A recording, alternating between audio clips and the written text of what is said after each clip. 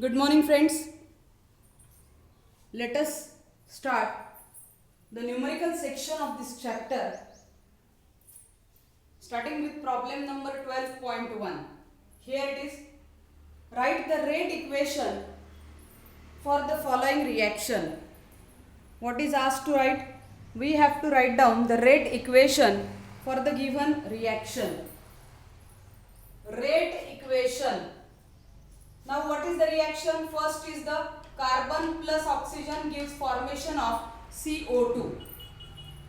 Now first of all we have to find out the reactant molecules in the reaction, as carbon and oxygen are the reactant molecules in the given reaction. Therefore we can write down like this: rate is directly proportional to molar concentration of first reactant into molar concentration of second reactant. As no any stoichiometric coefficient is present, so this is the rate law for the given particular example.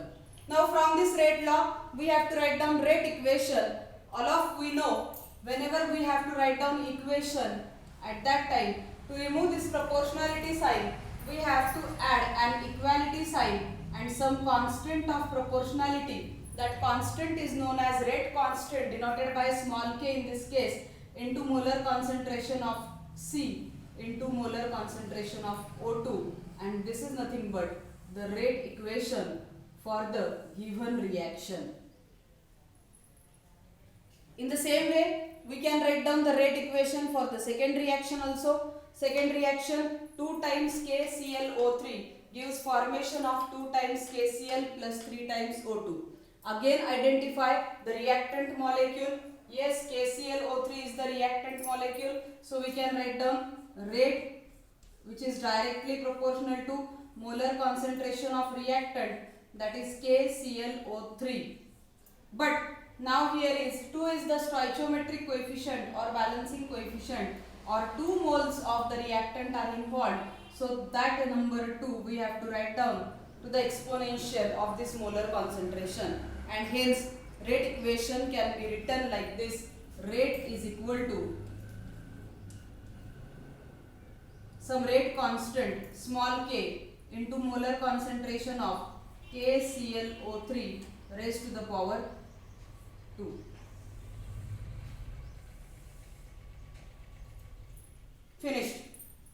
Now the second example, nitrogen gas plus 3 times hydrogen gas at equilibrium gives formation of 2 times ammonia in the gaseous state. Write expressions for Kp and substitute expressions for pressure of nitrogen, pressure of hydrogen and pressure of ammonia. आता आपल्याला काय करायचं आहे या numerical मध्ये? तर अगोदर expression for KP साठी एक्सप्रेशन लिहायचे. आपल्याला आठवत असेल केसी साठी जसं आपण लिहायचो तसंच गॅशियस स्टेट मध्ये जर रिएक्टंट प्रोडक्ट असतील तर आपण केपी साठी एक्सप्रेशन लिहित होतो. मग काय लिहायचं answer? KP is equal to, yes, first of all partial pressure of ammonia NH3 which is in the gaseous state raised to the power 2 divided by partial pressure of nitrogen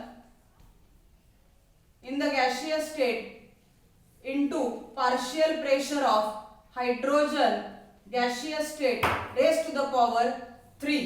Okay, so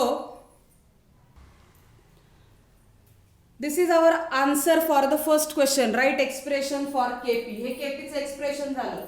पण आता substitute expressions for pressure of nitrogen, hydrogen and ammonia. आठवत असेल तुम्हाला तर आपण काल ते सोडवलं होतं डेरिव्हेशन मध्ये 2 दिवसापूर्वी. Kp is equal to pressure of ammonia ऐवजी आपण काय लिहित होतो? Molar concentration of ammonia into RT आणि मग रेस टू द पॉवर जे काही होतं ते. म्हणजे याला कसं लिहिणार आपण? तर molar concentration of ammonia in gaseous state right into RT आणि या सगळ्याच्या raise to the power 2 divided by पुन्हा एकदा molar concentration of N2 gaseous state into RT याच्या रेस टू द पॉवर काहीच नाही इनटू पुन्हा एकदा molar concentration of H2 in gaseous state into RT raise to the power 3. कॉन्सन्ट्रेशनच्या term separate करा आणि आरटीच्या टर्म सेपरेट करा, so that we have Kp is equal to molar concentration of NH3 in gaseous state raised to the power 2 divided by molar concentration of N2 in gaseous state into molar concentration of H2 in gaseous state raised to the power 3 into numerator ला काय आहे RT raised to 2 divided by denominator ला हा एक RT आणि दुसऱ्या RT raised to 3. What is this? This is nothing but the Kc. म्हणून आपल्याला डेरिव्हेशनचा किंवा न्यूमरिकलचा पुढचा पार्ट मिळतो तो म्हणजे Kp is equal to Kc into RT raised to 2 आणि हे झाला RT raised to 4. RT raised to 4 न्यूमरेटरला जर आले तर RT raised to -4. So Kc into RT bracket raised to 2 minus 4 and hence we have final relation Kp is equal to Kc into bracket RT raised to -2. This is the final answer for our numerical. Now let us start the third numerical of this chapter. Let us focus on third numerical. For a chemical equilibrium reaction, H2 gas plus I2 gas at equilibrium gives twice of HI gas. Write an expression for Kp. आत्ताच आपण सोडवलं होतं numerical. काय लिहू शकतो आपण Kp is equal to partial pressure of HI raise to the power 2 divided by partial pressure of H2 into partial pressure of I2. Very simple. You may include the gaseous phase in the equation or the expression. आता याला पुन्हा आपल्याला काय करायचंय convert करायचं मगाच्या सारखं आणि Kp Kc pattern मध्ये रिलेशन आणायचं.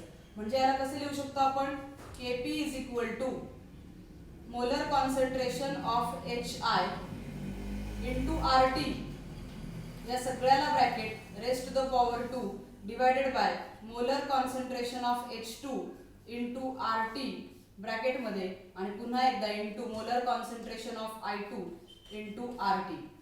नेक्स्ट स्टेप काय is equal to molar concentration of HI raise to the power 2 upon molar concentration of H2 into molar concentration of I2 into न्यूमरेटरला आहे RT bracket raise to 2 upon डिनॉमिनेटरला RT into RT. हे cancel होतील म्हणजेच RT raise to 0 RT raise to 0 म्हणजे 1 म्हणजे इथे काही शिल्लक नाही राहणार. हे कॅन्सल होतील सगळे आणि जे शिल्लक राहतंय ते म्हणजे काय आहे nothing but the Kc. So we get final conclusion for this particular reaction Kp is equal to Kc. Okay, let us study the next numerical of this chapter, which is the last numerical from the solved examples. Write the equilibrium constant expression for the decomposition of baking soda. आता यासाठी हे गणित सोडवण्यासाठी तुम्हाला baking सोडाचा chemical formula माहित असला पाहिजे. Baking soda which is nothing but sodium hydrogen carbonate किंवा याला सोडियम बायकार्बोनेट असं म्हणतात. सो सोडियम हायड्रोजन कार्बोनेट याचं काय होतंय डिकम्पोजिशन म्हणजे यापासून काय तयार होतंय sodium carbonate plus carbon dioxide gas get evolved plus water in the gaseous state. Remember, we have to note down the physical states compulsory. Deduce the unit of Kc. आधी आपल्याला एक्सप्रेशन लिहावं लागेल Kc चं आणि त्यावरून unit लिहावे लागतील. Actual जर law of mass action apply केला तर Kc इज इक्वल टू तुम्ही सगळेजण कसं लिहिणार बघा molar concentration of Na2CO3 into molar concentration of CO2 into molar concentration of H2O divided by molar concentration of NaHCO3 असं लिहिणार तुम्ही सगळेजण. पण हे चुकीचं आहे, हे रॉंग आहे. का बरं रॉंग आहे? कारण आपण शिकताना थिअरी मध्ये बघितलं होतं की फक्त गॅशियस फेज आणि ॲक्वियस फेज फक्त आपण इन्क्लूड करू शकतो या एक्सप्रेशन मध्ये. We are not able to include solid phase और लिक्विड फेज. सॉलिड किंवा प्युअर लिक्विड फेज इन्क्लूड करू शकत नाही म्हणून ऍक्च्युअल केसीचा फॉर्म्युला तयार होईल. सॉलिड सोडून द्या फक्त गॅशियस स्पेसिस राहिल्या molar concentration of CO2 in gaseous state into molar concentration of H2O in gaseous state प्रत्येकाचं कॉन्सन्ट्रेशन असतं मोल पर डीएम क्यूब मध्ये, म्हणून युनिट लिहिताना हेच एक्सप्रेशन वापरायचं आणि युनिट लिहायचं. Therefore Kc is equal to काय लिहिता येईल, मोलर कॉन्सन्ट्रेशन, हे इथे तुम्ही 2 लिहिणार होते, हे असं होतं. सो ऍक्च्युअल युनिट वापरायचं आपल्याला. पहिल्याचं काय आहे युनिट, मोल पर डीएम क्यूब, आणि दुसऱ्याचं पण मोल पर डीएम क्यूब, म्हणजेच ते झालं मोल पर डीएम क्यूब रेस टू 2, म्हणजेच फायनली केसीचं युनिट काय येईल, मोल स्क्वेअर किंवा mole raise to 2 into DM raise to -6 is nothing but the unit for the Kc for this particular example. So here we finish the numericals. Here is the actual end of chapter number 12, that is chemical equilibrium. जर कुठल्याही प्रकारची शंका असेल तर तुम्ही त्या शंकांचं निरसन तुमच्या केमिस्ट्री टीचरकडून आपापल्या कॉलेजमध्ये करून घेऊ शकता किंवा मला सुद्धा कॉन्टॅक्ट करू शकता. Okay, my contact number 8888818581. Thanks to all of you.